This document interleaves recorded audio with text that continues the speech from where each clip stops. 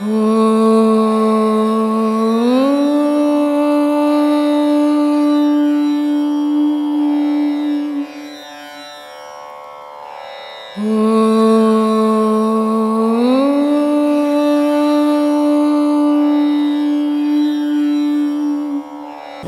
தமிழகத்தை பொறுத்தவரை எல்லாருக்குமே இறை நம்பிக்கை இருக்குது. கோயிலுக்கு போகிறாங்க, வழிபடுறாங்க. அவனின்றி அசையாத அணுவும்னு சொல்கிறாங்க. கடவுள் தூணிலும் இருப்பார், துரும்பிலும் இருப்பார் சொல்கிறாங்க. அப்புறம் எதுக்கு வீட்டுக்கு பூட்டு போடுறாங்க, உண்டியலுக்கு பூட்டு போடுறாங்க, கோயிலுக்கு கேட்டு போடுறாங்க? அந்த இடத்துல இறை நம்பிக்கை இல்லாமல் எல்லாருமே பகுத்தறிவாக தானே சிந்திக்கிறாங்க. இறை நம்பிக்கை இல்லாமல் இல்லை, முட்டாள்தனமாக பூட்டு போடாத போகக்கூடாது. அது முட்டாள்தனம், பூட்டு போடாத போனோம். அறிவுபூர்வமாக செய்கிறாங்கன்னு அர்த்தம். அது இப்போது ஒருத்தர் சாப்பிட்றதுக்கு ஊரில் எல்லாரும் கோடீஸ்வரம் கிடையாது. ஒருத்தன் பிச்சைக்காரங்கிறான், அவனுக்கும் கடவுள் நம்பிக்கை இருக்குது. ஒரு கோடீஸ்வரங்கிறான், அவனுக்கும் கடவுள் நம்பிக்கை இருக்குது. நீ கோடீஸ்வரி, நான் பிச்சைக்காரன், எனக்கு இல்லை, உங்கள்கிட்ட ஏராளமாக இருக்குது, நீ பூட்டு போடாத போனால் நான் என்ன பண்ணுவேன்? திருடுவேன். அந்த திருடு நடக்கூடாதுன்னா நீ பாதுகாப்பாக பண்ணிட்டு போகணும். அதே மாதிரி கோவில்னா பூட்டிட்டு போகணும். பூட்டலைன்னா திருடம் போந்து. திருடன் என்ன பண்ணுறான்? சாமிக்கிட்ட வந்து, சாமி நான் இன்றைக்கி திருட போகிறேன், எனக்கு எந்த இடையூறும் இல்லாமல் நல்லா திருடின்னு வரணுன்றான். நீ என்ன பண்ணுற? போய், சாமி நான் வியாபாரம் பண்ண போகிறேன், எந்த இடையூறுல எனக்கு நல்லா வியாபாரம் பண்ணுறேன். இப்போது திருடனுக்கும் கடவுள் இருக்கிறோம், உனக்கும் கடவுள் இருக்கிறான். ஆனால் நீ கேட்குற விதம் வேறு, அவன் கேட்குற விதம் வேறு. அவன் நிலைக்கு ஏற்ற மாதிரி அவன் கேட்குறான், உன் நிலைக்கு ஏற்ற மாதிரி நீ கேட்குற. அப்போது பாதுகாப்புன்றது அவசியம். இப்போ இதெல்லாம் இறை நம்பிக்கை இருக்குது அப்படின்னு போட்டு காட்டு உள்ள போவியா? இறை நம்பிக்கை இருக்குது. புலி கரடிலாம் இருக்கிற இடத்துல இறை நம்பிக்கை எனக்கு இருக்குதுங்க, புலி கரடிலாம் என்ன ஒன்றும் பண்ணாது போவியா? ஏன் போக மாட்டேன்? இறை நம்பிக்கை தான் இருக்குது. இது மூடத்தனம். அதனால்தான் ராமகிருஷ்ண பரமஹம்சர் ரொம்ப அழகான ஒரு கதை சொல்கிறார். ஒரு குரு இருக்கிறாரு, குரு கிட்ட 10 சீடருங்க இருக்கிறாங்க. அந்த 10 சீடரும் இது மாதிரி கிளாஸ் முடிஞ்ச உடனே போய் குருவுக்கு ஒருத்தர் துணி துவைக்கணும், சாப்பாடு செய்யறதுக்கு சுள்ளி பொறிக்கணும் வரணும், இது மாதிரி ஒவ்வொருத்தரும் ஒவ்வொரு வேலை செய்யணும். அப்போ இந்த 10 சீடரும் காட்டில் போய் சுள்ளி பொறிக்கலான்னு போகிறாங்க. பொறிக்கிக்கினே இருக்கிறாங்க. ஒரு யானை அவர் குரு சொல்கிறாரு, கடவுள் உன்னுள்ளேயும் இருக்கிறார், என்னுள்ளேயும் இருக்கிறார் அப்படின்னு குரு சொன்னார். அதனால் இந்த சீடை என்ன பண்ணால், கடவுள் எல்லாத்துலேயும் இருக்குது அப்படின்ட்டு போயிட்டான். ஒரு யானை மதம் பிடிச்சி ஓடியாருது. அப்போ அந்த யானை பாகம் சொல்கிறான், யானை மதம் பிடிச்சி ஓடியாருது, எல்லாரும் ஒதுங்கி போயிடுங்க அப்படின்ட்டு அவன் சொல்லிக்கினே ஓடியாடுறான். இவன் என்ன நினச்சிக்கினா, குரு சொன்னார் உனக்குள்ளவங்கிறது கடவுள் அதுக்குள்ளும் இருக்குது அப்படின்னு சொன்னார், நின்றுக்கினே இருந்தான். யானை வந்த யானை என்ன பண்ணி தூக்கி அவனை விசிறி அடிச்சுது. அவன் போய் விழுந்து மூர்ச்சை ஆகிட்டான். இப்போ 10 சீடரும் தூக்கின்னு அவனை குருக்கிட்ட எடுத்து பண்ணாங்க, சாமி இது மாதிரி யானை தூக்கி போட்டுச்சு, மூச்சு அடைஞ்சிட்டான் அப்படின்ட்டு. அப்போ அவர் தண்ணியெல்லாம் தெளித்து அவரை குணப்படுத்தி, ஏன்டா இப்படி பண்ணேன்னா, நீங்கள் தானே சாமி சொன்னீங்க கடவுள் எல்லாத்துலேயும் இருக்கிறாரு அப்படின்னு சொன்னீங்கன்னா. ஆமாம், நான் தான் சொன்னேன் கடவுள் எல்லாத்துலேங்கிறாரு. யானை பாகம் சொல்லிக்கணும் வந்தானே, மரம் பிடிச்ச யானை வருது ஒதுங்கி போனான், அவனையா நீ கடவுளாக நினைக்கலன்னாரு. அது மாதிரி முட்டாள்தனமாக போய் நான் போட்டு போடுவா. இறை நம்பிக்கைன்றது வேற, பொதுவாக உலக வாழ்க்கைன்றது வேற. இறை நம்பிக்கைன்னு தான் இறைவன் உனக்கு கூட துணைக்கு வருவான், எஸ்கார் மாதிரி. அதனால இறைவன் உனக்குள்ளகிறான், நீ தான் பாதுகாப்பாக இருக்கணும். அதனால இதெல்லாம் அவசியம். இல்லைன்னா ஒரு நாட்டில் கோர்ட்டு தேவையில்லை, எந்த நாட்டில், இந்திய நாட்டில் இல்லை, உலக நாட்டிலே கோர்ட்டு தேவையில்லை, போலீஸ் தேவையில்லை, மிலிட்ரி தேவையில்லை, எதுவுமே தேவையில்லையா? எல்லாருக்கும் இறை நம்பிக்கைது, உலகம் ஃபுல்லாக இறை நம்பிக்கைது.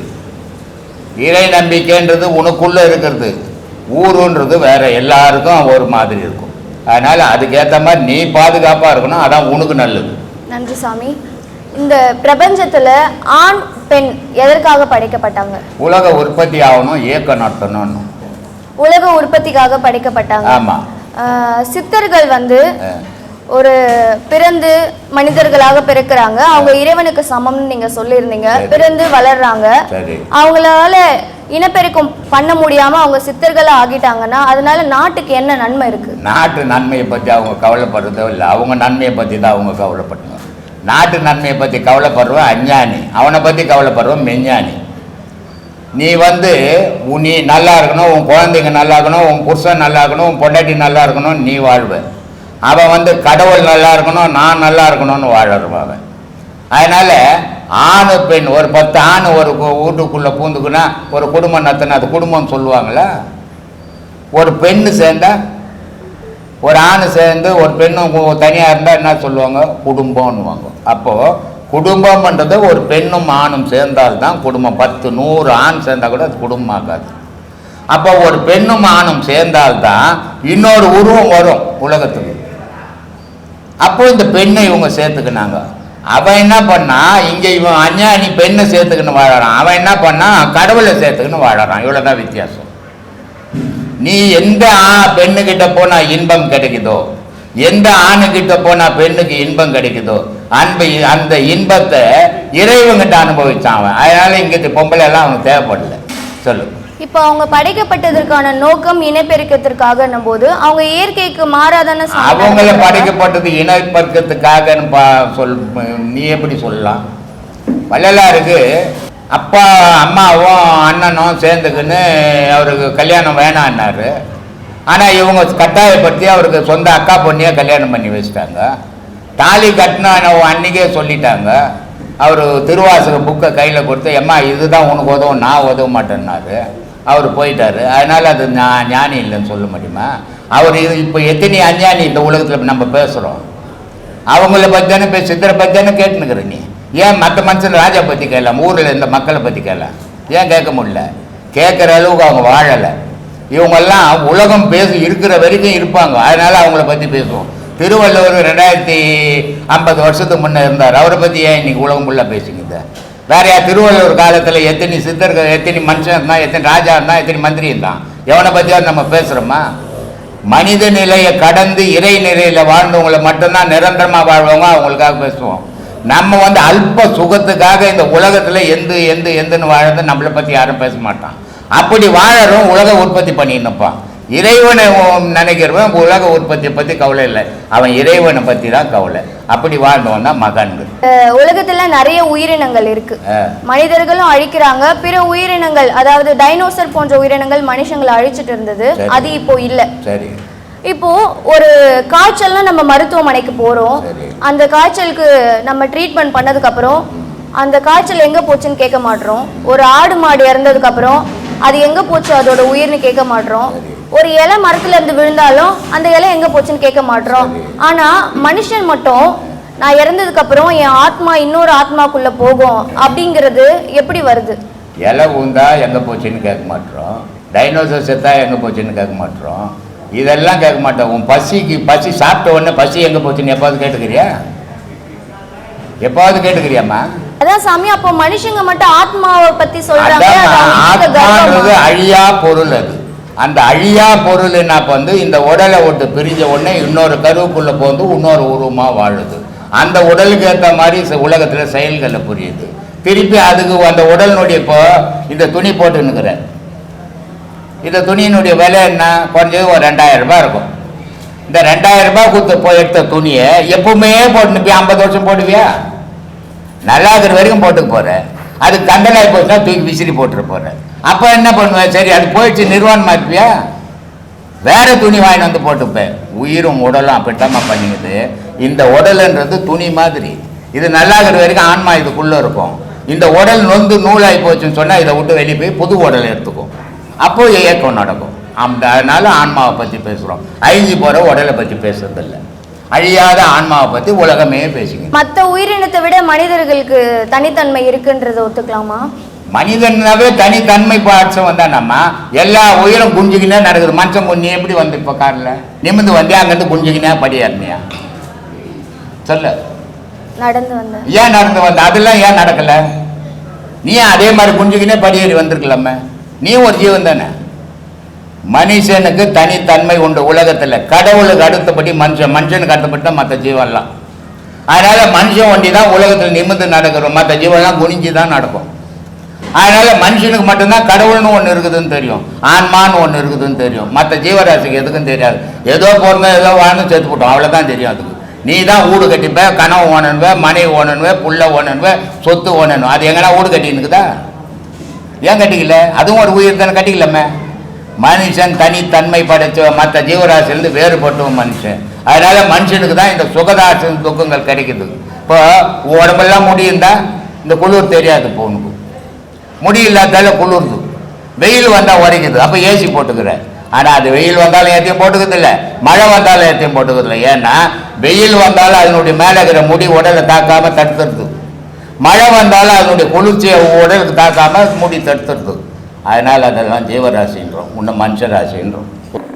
மூல பதியடியோ மூவிரண்டு வீடதிலே கோல பதியடியோ குதர்க்கம் தெருநடுவே சால பதிதனிலே தனலாய் வளர்ந்த கம்பம் மேலை பதிதனிலே என் கண்ணம்மா விளையாட்டை பாரேனேன்றார். இப்போ அகஸ்தியர் சொன்னார்ல, அதே தான் இதுவும் வித்தியாசமா இவருடைய பாணியில் இவர் சொல்றாரு. மூல பதின்னா 2 பதி இருக்குது ஒரு மனுஷனுக்கு. ஒரு பதி இது, ஒரு பதி மூலாதாரம், இது மூலப்பதி. மூலப்பதியில் என்ன ஆகுதுன்னா நெருப்பு மாதிரி எரிஞ்சின்னு தான் விந்து. அந்த விந்து ஆகப்பட்டது நெருப்பு மாதிரி எரியலன்னு சொன்னால் மனிதன் மரணத்துக்கு போயிடுவான். இப்போ டாக்டர்கிட்ட போனீங்கன்னா 3 நாடி பிடிச்சி பார்ப்பார் கையில். இப்போ பெருவாரி கரெக்டாக நாடி பார்க்குற டாக்டர் இல்லை. போன உடனே உன்னையே கேட்டு அவரே மாத்திரை எழுதுறாரு. முன்ன வந்து இந்த 3 நாடி வைத்தியனாக இருந்தாலும் டாக்டராக இருந்தாலும் பார்ப்பாங்க. அந்த 3 நாடி என்ன நாடி?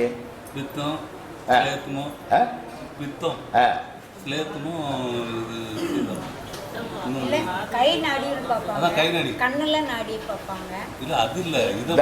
கை நாடி என்ன நாடி? வாதம், பித்தம், சிரோஸ்தமம். வாதம்னா காற்று, பித்தம்னா நெருப்பு, சிரோஸ்தமன்னா நீர். இது 3ம் ஒரு லெவலில் இருக்குதா? ஒரு லெவலில் இருந்தால் இவனுக்கு ஒரு நோய் இல்லை. இதில் பித்தம் வாதம் கம்மியாகி போய் சிரோஸ்தமம் ஜாஸ்தி ஆகி போயிருந்தால் இவனுக்கு கோல்ட் ஆகி போச்சு. பிரச்சனை வாழ்நாளே பிரச்சனை சாமி. வாழ்க்கையே ஒரு பிரச்சனை. பொண்டாட்டிக்கிட்ட பிரச்சனை, கடங்காரங்கிட்ட பிரச்சனை, வேலை மேலே பிரச்சனை, பிள்ளைங்க கிட்ட பிரச்சனை, பொண்ணுக்கிட்ட பிரச்சனை, மருமகிட்ட பிரச்சனை. வாழ்க்கையே பிரச்சனை இதுதானே வாழ்ந்துன்னுக்குறோம். ஆனால் வெளியே வரும்போது அப்படியே மேய்சகிசலாம் முறிக்கணும், என்ன மாதிரி எந்த கிளியராகிறான் அப்படின்னு வெளியே வரோம் சும்மா ஒப்புக்கு. உள்ளே பார்த்தா ஃபுல்லாக அமாவாசை போன தேன்கூடு மாதிரி இருக்கிறோம். அதனால தான் வெளியே வர பயப்படுறோம். அதான் கண்ணாடி.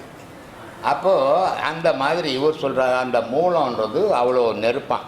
மூல பதியடியோ மூவிரண்டு வீடதில்லை. மூவிரண்டு வீடு, மூலாதாரம், சுதிஷ்டானம், மணிப்பூரகம், அநாகதம், விசுத்தி. ஆச்சு எத்தனையாச்சு? 6. 3 2 எத்தனையாச்சு? 6. அதான் சொல்கிறார், 6 வீடு இருக்குதுறால அந்த முதுகு எலும்பில் அப்படின்னு சொல்கிறாரு. அதனால் சொல்கிறாரு, மூல பதியடியோ மூவிரண்டு வீடதிலே கோல பதியடியோ குதர்க்கம் திருநடுவு. குதர்க்கம் திருநடுவுன்னா அந்த 6 இது தன்னா 6வது வீடு வந்து குறுக்கவும் நெடுக்கவும் வழிடாதுதான். அதனால் சொல்கிறான், குதர்க்கம் திருநடுவே சால பதிதனிலே தனலாய் வளர்ந்த கம்பம் மேலை பதிதனிலே என் கண்ணம்மா விளையாட்டை பார்க்கணும். கடவுளை எங்கடா பார்க்கணுன்னா இங்கே பார்க்கணும். கண்ணால் கடவுளை எவனாலையும் பார்க்க முடியாது. பார்த்தா கண்ணு போகும், ஏமாத்தின்னு ஒன்றா இருக்கலாம். ஆனால் பாண்டியனுக்கு அந்த நோவு வரும்போது இவர் அப்புறம் வந்து அவங்ககிட்ட அந்த பாண்டியன்கிட்ட இருக்கிற சிவனையே சொல்லி நீ அதை கரெக்ட் பண்ணி எல்லாத்தையுங்கிற மாதிரி ஆர்டர் கொடுத்துருந்தாரு. அது பிடிக்கும் சாமி. அவங்க இப்போ மனிதன் ஒரு வத்தி குச்சி வச்சோம்னா ஒரு விரலினுடைய நிழலுக்கு ஒரு பக்கம் விழுது. 5 அடி மனுஷன் நடந்தால் நிழல் இல்லாத நடக்கலை இல்லை. 5.25 அடி வள்ளலார் நடந்தார்னா நிழல் கிடையாது. ஏன் விழல? நெருப்பா மாறிட்டார் அவரு. அப்பரு திருநாவுக்கரசரும் அப்படிதான், ஞான சம்பந்தரும் அப்படித்தான். வெறும் அவர் சொல்றாரு, இந்த விபூதியினுடைய சக்தி வேற எதுக்குமே இல்லைடான்றார். அதனால 10 பாடலே இருந்தார் விபூதிக்கும் பதிகம்னு. அவங்களுக்கு தன்னை மீறிய ஒரு சக்தி அவங்க கையில் இருந்தது. ஆனால் அவங்களுக்கு இருந்தது நமக்கு இருக்குதுன்னு சொல்லக்கூடாது, அது ஏமாத்துற வேலையாயிடும் இல்லையா? அப்போது இந்த இறைவனை பார்க்கணுன்னா எங்கடா பார்க்கணுன்னா புருவ மத்தியில் பார்க்கணுன்றான். இப்படி பார்க்கலன்னா நீ என்ன ஆவேன்றாரு. எஞ்சான் உடம்படியோ 7 வயலடி பஞ்சாக்கர ஐவரும் பட்டணமும் தான் 2 அஞ்சாமல் பேசுகின்றாய் அக்னிக்குள் தான் பாய்ந்து நெஞ்சாரன் இல்லாமல் என் கண்ணம்மா நிலை கடந்து வாடுறேன்றார். இதை பிடிக்க முடியலம்மா, என்ன ரொம்ப கஷ்டப்படுறேன் நான். நீயாவது ஏதாவது ஒரு இறக்கப்பட்டு எனக்கு பிடிக்கிறதுக்கு வழி சொல்லுமா, இல்லைன்னா நான் வீணாக போயிடுவேனம்மா, நான் வீணாக போகிறதுக்கம்மா பிறந்தேன் அப்படின்ற. அப்போ உடனே அந்தம்மா சொல்கிறாங்க, அடப்பாவி இது ஒன்றும் கஷ்டம் இல்லைடா, நான் சொல்கிற மாதிரி நீ செய்தீன்னா உனக்கு துன்பம் கிடையாது. அதனால் சொல்கிறாரு, முத்து முகமடியோ முற்றந்தி வீதியிலே 10ஆம் இதழ் பரப்பி பஞ்சனையில் மேல் நிறுத்தி அத்தையே அடக்கு நிலை யாருமில்லா வேலையிலே குத்து விளக்கேற்றி என் கண்ணம்மா கோலமிட்டு பாரு என்ன. சாமி கும்பிட்றது எப்படா கொண்டு அந்த மாதிரி கூட்டம் கூட்டி சாமி கும்பிட முடியாதா? சாமியே தெரியாது, கும்மாலமாக தான் இருக்கும் உண்டு. அப்போ எப்படிம்மா சாமி கும்பிட? தனி ரூமுக்கு போயிடுறா, உன் மூச்சை அடைக்கிற. அத்தை அடக்கு, அத்தைன்னா மூச்சை அடக்கு. அதை அடக்கிட்டு பாடுற அந்த புரு மையத்தில் அம்பாள் வந்து நடனம் ஆடுவாடான்றான். அப்போது தெய்வத்தை எப்படி வழிபடணும்னு நமக்கு சொல்லி கொடுத்துக்கிறாங்க. ஆனால் நம்ம பகுத்து தெய்வ வழிபாடு நடத்துகிறோமே தவிர உண்மையான தெய்வ வழிபாட்டில் போகிறதில்லை. ஏன்னா உண்மையான தெய்வ வழிபாடு கடினமான கஷ்டம், பகுத்து தெய்வ வழிபாடு சுகம், சந்தோஷம், கூட்டு பிரார்த்தனை அது. ஆனால் தெய்வ வழிபாடு இல்லை, அது மத வழிபாடாக மாறிடும். நீங்கள் பிடிக்கணுன்றீங்க, அது நிலையா நிற்க மாட்டேன், நிற்காது. அவ்வளோ சீக்கிரம் நின்று போச்சுன்னா உலகத்தில் இருக்கிறவங்களாம் பிடிச்சிடுவாங்க. சிரமப்படணும், அழுவணும், கத்தணும், கதறணும். அதுக்கிட்ட நான் யார், நான் எதுக்காக பிறந்தேன், ஏன் பொறுக்கணும்? நான் சரி பிறந்துட்டேன், சாகணுமா? நான் எப்படி நான் இதெல்லாம் விட்டுட்டு சாவேன்? அப்போ நான் யார் தான், எதுக்காக தான் வந்தேன், எனக்கு பதில் தெரியல. அதுதான் இந்த பாடம். இந்த பாடத்தை கரெக்டாக பண்ணிங்கன்னா அதுக்கு விடை கிடைக்கும். சொல்லுங்க சாமி, என்ன பாச்சு, டீ வருதா இல்லையாப்பா? நம்ம ஆள் சொல்கிறான், ஏங்க வயிறு அப்படியே ஊதுட்டுங்க, திக்கு திக்கு திக்குன்னு எரியுதுங்க இந்த பாடம் பண்ணான் அப்படின்றான். இது எரியறதுக்கு தானே நான் பாடமே கொடுத்துக்கிறேன் உனக்கு. சொல்லு, இல்லைன்னா நீ இருக்கிற மாதிரி எதுக்கு பாடம் வாங்க? இருக்கிற மாதிரி வீட்லேயே படுத்து நல்லா தூங்கி இருக்கலாமே. திக்கு திக்குன்னு எரியணும், உடம்பெல்லாம் புண்ணு வரணும், கண்ணில் வாயெல்லாம் வெந்து போகணும், கண்ணிலெல்லாம் தண்ணி ஊற்றணும். அதான் இந்த பாடம். ஆனால் இது நிலைச்சு நிற்கணும், மாறிடக்கூடாது. மாறி போச்சுன்னா நான் திருப்பி பழையபடி வந்துடுவேன். அதை சொல்கிறான் அந்த ஆள். எப்படி சொல்கிறேன் பாரு.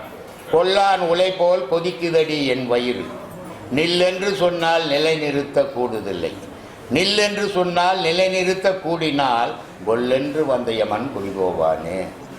இந்த எரிச்சலுக்குது நெருப்பு, இது அப்பப்போ ஆறி போகுது. கொல்லாம் ஓலை மாதிரி தான் நான் கொளுத்துறேன், ஆனால் அது ஆறி போகுதுப்பா. ஆறி போதால யமன் என்னை தேடி வர்றேன்னு. ஆனால் அது ஆறாமல் நான் எரிஞ்சிக்கினா நான் யமன் என்னை பார்த்தோன்னு ஒரே ஓட்டம் ஓடிட்டு வானேன்றான். அப்போ துருத்தி ஊதிக்கிட்டே இருக்கணும், ஊதிக்கினே இருக்கணும். எப்பவும் போட்டு கொளுத்து. தீயில மட்டும்தான் நீ செய்த புண்ணியமும் பாவமும் அழிஞ்சு போயிடும். நீ சுத்த பிறவி ஆயிடுவ. சுத்த பிறவியானா சுத்த பொருளில் சேர்ந்துடுவ. இந்த பூமியில் உனக்கு ஜனனம் கிடையாது. ஜனனம் இல்லைன்னா மரணம் கிடையாது. இதான் சாமி ஞானம். இப்படி இருக்குது. ஆனால் கடினம், ரொம்ப கஷ்டம் இந்த பாதை. இது மற்ற ஆசிரமங்க மாதிரி உட்காரு, உள்ள போ, மேலே போ. படித்ததுலேயே ஒவ்வொரு வார்த்தைகளை வாசித்து நிறுத்தி நிறுத்தி கொண்டு வந்தால் வேற வேற அர்த்தங்கள். என்ன பண்ணுறது சாமி, என்ன பண்ணுறது?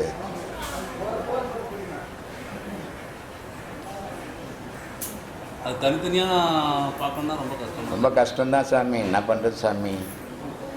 சொல்கிறான், உனக்கு உயிர் மனிதன், உனக்கு உயிர் எங்கன்னு உனக்கு தெரியுமாடா? நீ தானே உயிர் தானே நீ. அப்போ உன் உயிர் எங்கக்குதுன்னு நீ தெரிஞ்சுக்கினியா? தெரியுமா உனக்கு எப்போது?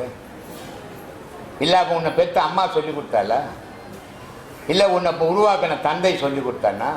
இல்லை உன்னை கற்றுக் கொடுத்த ஆசிரியர் சொல்லி கொடுத்தானா? யாராவது சொல்லி கொடுத்தானா உன் உயிர் எங்கக்குதுன்னு? இது நீங்கள் சொன்ன உடனே தான் எனக்கு ஒன்று வருது. ஒருத்தர் இறந்துட்டாங்கிறது எப்படி தெரிஞ்சுக்கிறது? ஆன்மீகம்ன்றது ஒரு தெய்வ சம்பந்தப்பட்ட விஷயம். இந்த சாமியார் அந்த சாமியார் திட்டுறது, அந்த சாமியார் இந்த சாமியார் திட்டுறது, இந்த மதத்துக்காரன் அந்த மதத்தை திட்டுறது, அந்த மதத்துக்காரன் இது எதுக்குடா தேவையா சொல்லு? அவன் அதுக்குன்னு வந்துட்டான், அவன் செய்துங்கிறான். உனக்கு நீ மக்களுக்கு என்ன சொல்ல வந்த, மக்களுக்கு என்ன சொல்ற, அதை செய். ஒருத்தரை ஒருத்தர் திட்டி என்ன சாதிச்சிட போறீங்க? ஒன்றுமே சாதிக்க முடியாது. எல்லா மதத்திலையும் புனிதத்தன்மை உண்டு. ஆனால் இந்த மனுஷனால் அதை புரிஞ்சிக்க முடியல. எல்லா மதத்துலையும் இருக்குது, குரானில் இருக்குது, பகவத்கீதையில் இருக்குது, பைபிளில் இருக்குது, சிவபுராணத்தில் இருக்குது, கந்தபுராணத்தில் இருக்குது, அபிராமி அந்தாதியில் எல்லா புராணத்துலேயும் ஒரு அற்புதங்கள் உண்டு. எல்லா மகான்களும் அந்த அற்புதங்களை சொல்லிட்டு போய்க்கிறாங்க. ஆனால் இந்த சராசரி ஆசையில் விளங்குற மனிதனால் சொல்ல முடியல. அதனால் மதத்தை பிடிச்சி திட்டிக்கின்னு இவனை அவன் திட்டிக்கினா அவனை இவன், இது எதுக்கு தேவையா? மனுஷனுக்கு வாழும்போது நீ என்னடா சொன்ன, என்னடா செய்த நல்லது அதை செய்யுங்க. அதனால் இந்த சாமியாரை திட்டுறது, அந்த சாமியார், நமக்கு அந்த சாமியார் திட்டுற வேலையெல்லாம் வேணாம். அவன் ஒரு வேஷம் கட்டி தெருக்கூத்து மாதிரி வந்துட்டான், அவன் செய்துன்னு போட்டுமே. நீ செய்யறத நல்லதை செய்யிட்டு போய. இதுதான்பா நான் சொல்லிக்கின்னுக்கிறேன். சொல்லு சாமி. அவன் கால் மேலே கால் போட்டு நீக்கிட்டான், இல்லை கீழே தலையை வச்சுன்னு நம்மக்கிட்ட ஒருத்தன் தான் சேவியர்னு ஒரு பையன். சரிங்க. திருவண்ணாமலைக்கு போயிருந்தோம், ஈஸ்வரன் கோயிலுக்கு, திருவண்ணாமலை கோயிலுக்கு. சரிங்க. அங்கே போய் தலைகீழ் நின்றுக்கிறான். அவன் கிறிஸ்டின்னு, வள்ளலார் மார்க்கத்துக்கு போயிட்டான். சரி. ஆனால் தலைகீழ் நிற்கிறான். அங்கே போய் என்னத்துக்கு அங்கே போய் தலைகீழ் நிற்கணும்? வீட்டில் போய் மூலையில் நின்று தலைகீழ் நின்று கடவுன் பொண்டாட்டி பார்த்து நிற்கட்டான். கோயிலில் போய் நிற்கணும்னா 10 பேர் ஒரு வேடிக்கை பார்க்கணும். ஆன்மீகம் உன்னை வேடிக்கை பார்க்கறது இல்லைடா, கடவுள் உன்னை வேடிக்கை பார்க்குற மாதிரி கற்றுக்கடா. அதாடா கடவுள் வழிபாடு. 4 பேர் உன்னை வேடிக்கை பார்க்கறது ஆன்மீகம் கிடையாது. உன்னை படைச்சவன் பார்க்கறதுக்கு அதனுடைய வழியை தேடி பயணம் பண்ண, அதுதான் உண்மையான ஆன்மீகம். எந்த மதத்தையும் திட்டி நீ ஒன்றும் திருத்திட போகிறதில்லை. அது எந்த மதத்துக்காரனா ஒன்றா இருக்கட்டும். இந்த மத குறைபாடு எல்லாம் எங்கேருந்து வருதுன்னா மனுஷங்கிட்டேருந்து வருது. ஆனால் மகான்கள் பண்ண போதனையில் வரல. அந்த மகான்கள் பண்ண போதனையை இவனால் முழுமையாக தெரிஞ்சிக்க முடியல. அதனால் மதங்களை திட்டுறது இது தேவையற்றது. மனுஷன் மட்டும்தான்டா நிஜம். மதமும் நிஜமில்லை, வேதமும் நிஜமில்லை, எல்லாம் மனுஷனால் எழுதப்பட்டது. இயற்கை 4 நாள் தான், அதான் கடவுள். ஒன்று பூமி, இன்னொன்று சந்திரன், இன்னொன்று சூரியன், இன்னொன்று வெள்ளி. இந்த 4 இல்லைன்னா எந்த வேதமும் இங்கே நிற்காது, எந்த உயிரும் இங்கே நிற்காது, இல்லையா? அப்போது அப்படிப்பட்ட பொருளை, இயற்கையான பொருளை அதை யாராலையாவது செய்ய முடியுமா? ஒரு பிடி மண்ணை யாராலையாவது செய்ய முடியுமா? ஒவ்வொரு காலத்தில் ஒவ்வொரு வேதங்கள் தோன்றலாம், ஒவ்வொரு காலத்தில் ஒவ்வொரு வேதங்கள் மறையலாம். ஆனால் ஒரு பிடி மண் எந்த காலத்திலையும் எவனாலையும் செய்ய முடியாது. ஒரு சந்திரனை செய்ய முடியுமா? ஒரு சூரியனை செய்ய முடியுமா? அப்போது இயற்கை தான் இறைவன். அதனால தான் நான் பட்சி சொல்கிறது, ஈசன் தான் இறைவன். ஈசன் என்றும் ஒன்றும் யாருக்கும் சொந்தமான ஒரு பேரொளி. அந்த பேரொளியில் தான் உயிரினங்களும் உலகமும் இயக்குது.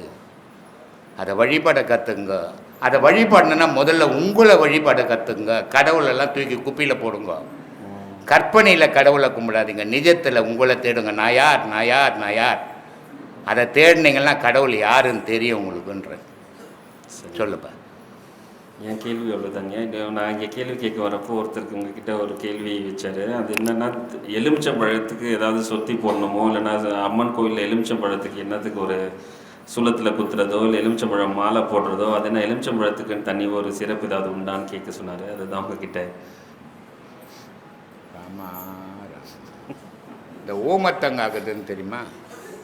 ஆமாங்க. ஆட்டு தொம்ட்டிக்காரன்னு பார்த்துக்கிறியா? தெரியலீங்களே. தெரியாதா?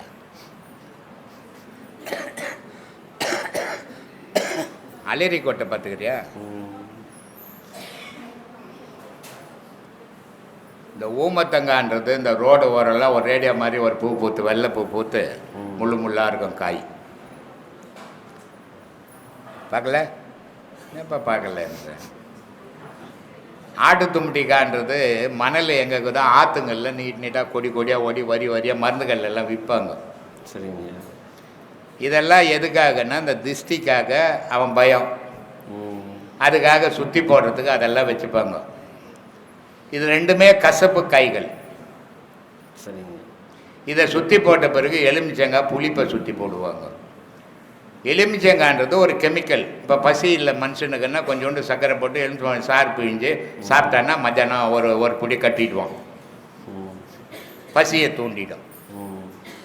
அதுக்காக இவன் என்ன பண்ணிட்டான், அம்மன் கோயிலில் போய் அம்மனுக்கு குத்தி குத்தி குத்தி குத்தி மாலை மாலையாக போட ஆரம்பிச்சிட்டான். வியாபாரம் நடக்கணும், எலுமிச்சங்காய் விற்கணுமே. அதுக்காக போட ஆரம்பிச்சிட்டான். அங்கே போட்டுன்னுக்கிற எலுமிச்சம்பழம் அந்த அம்பாலி எதுனா ஒரு பொண்ணு தானே சாப்பிடுமா? இது காலங்கள் கடவுள் தெரியாது, என்ன செய்யணும் அதுக்கு, இந்தந்த கடவுளுக்கு என்ன செய்யணும்னு தெரியாது. அது மாதிரி காலத்தில் ஏன்னா உலகத்திலேயே இன்னைக்கு 1000 மதங்கள் இருக்கலாம், எல்லாமே 2000 வருஷத்துக்குள்ளே தோன்றியது தான். இந்து மதம் மனிதன் எப்போ தோன்றினானோ அப்போ தோன்றியது இந்து மதம். மனிதன் இந்த உலகத்தில் ஜனனம் பண்ணானே அப்போவே தோன்றியது தான் இந்து மதம். இந்து மதம்ன்றது இன்னைக்கு இந்தியாவில் இருக்குது, நேபாளில் இருக்குது. ஆனால் அன்னைக்கு உலகம் ஃபுல்லாக இருந்தது, இயற்கையை தான் வழிபட்டான். அந்த காலகட்டத்தில் அந்தந்த இடத்துக்கு ஏற்ற மாதிரி அந்தந்த தெய்வ வழிபாடை வகுத்துக்கினாங்க அவங்கவுங்க. அதெல்லாம் இங்கே எலுமிச்சம்பழம் குத்தி போட ஆரம்பித்தாங்க. நீ ஒரு பூசணிக்காய் குத்தி போடு. ஐயா இன்னைக்கு யங்ஸ்டர்ஸ்க்கான ஒரு கேள்வி ஐயா. யங்ஸ்டர்ஸ்க்காக நம்மளை பெற்று வளர்த்து இன்னைக்கு நான் ஆஸ்மா இந்தமாதிரி கோயிலுக்கு போகிறேன் அப்படின்றப்போ ஒரு 10 ரூபா கொடுத்து நான் போய் சாப்பிட்டியாப்பா அப்படின்னு சொல்கிறேன். அம்மா அப்பா மேலே வராத காதல், அப்புறமாட்டுக்கு எது நல்லது எது கெட்டது, யாரா கடவுள் அப்படின்னு சொல்லி ஸ்பீச் கேட்டு கேட்டு கேட்டு 24 மணி நேரம் பார்க்குற குரு மேலே வராத காதல், இது தாண்டா உண்மை, இது இந்த பொருளால் தாண்டா நம்ம இயங்குறோம், இதனால தான் நம்ம வாயிறோம் அப்படின்னு இருக்கிற பொருள் மேலே வராத அந்த ஒரு இறைவன் மேலே வராத காதல், நேற்று பார்த்த ஒரு பொண்ணு மேலேயும் நேற்று பார்த்த ஒரு பையன் மேலேயும் வர்றது, அது என்னது ஐயா?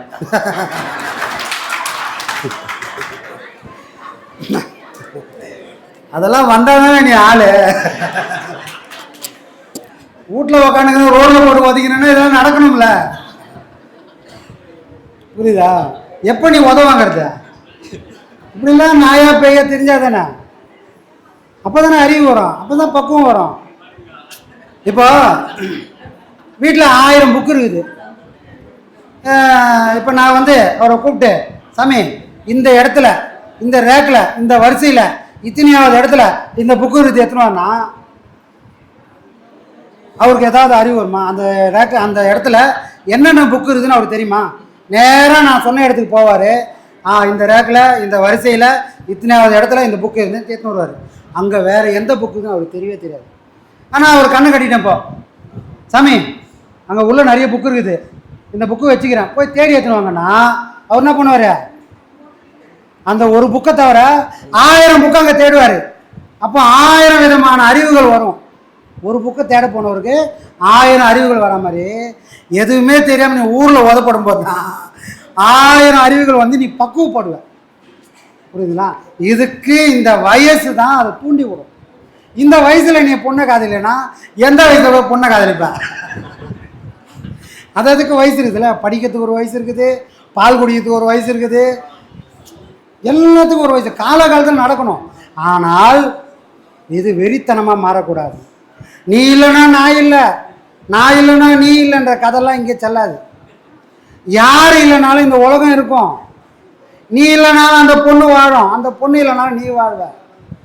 புரியுதா? அந்த மாதிரி இருக்கக்கூடாது. ஒருத்தரை பார்க்கும்போது சில விஷயங்கள் நடக்கும். அது நடந்தால் தான் நம்ம உடம்பு சரியாகுதுன்னு அர்த்தம். நடக்கலைன்னா உடம்புல ஏதோ பிரச்சனை இருக்குதுன்னு அர்த்தம். ஆனால் இதை இப்போ இந்த வயசில் தெரியுமா, இப்போ +2 படிக்கிற பையன் இப்போ இந்த வயசில் ஒரு பாடம் வாங்கி நீ பண்ணுற பற்றியா, உனக்கு தடுமாற்றன்றதே வராது. இதே போல் ஒரு குழந்தையும் இந்த மாதிரி ஒரு ஆன்மீக பாடம் வாங்கணும் இல்லை, ஆன்மீகத்தை அதை கொண்டு போய் குழந்தைங்கிட்ட வச்சிட்டோம்னா வாழ்க்கையில் வந்தால் கூட தடுமாறாது. பசங்க வந்தால் ஏற்றுக்க, போச்சா போட்டோன்னு போயினே இருக்கும். ஏன்னா ஐயாவோட விதை அந்த மாதிரி தான் இருக்கும். புரியுதா? ஐயாவோட சொல்லு உள்ளே போச்சுன்னா அங்கே எந்த விதமான கெட்டதுக்கும் வேலையே இல்லை, மனம் தெளிவாக இருக்கும். புரியுதா? ஆனால் காலகாலத்தில் இதெல்லாம் நடக்கும். இதெல்லாம் பெருசாக எடுத்துக்கூடாது. கடந்து போயினே இந்த பொண்ணுலாம் இன்னொரு பொண்ணுன்னு போயினே இருக்கணும். புரியுதா? கடைசியில் எதுவுமே இருக்காது. கடைசியில் அம்மா அப்பா பார்த்து ஒரு பொண்ணை கட்டி வைப்பாங்க. அந்த பொண்ணை காதலிச்சனா உன் வாழ்க்கை ஃபுல்லாக சந்தோஷமாக இருப்ப. போகிற வரதெல்லாம் காதலிச்சோம்னா அது சரியாக வராது. புரியுதா? நன்றி சாமி.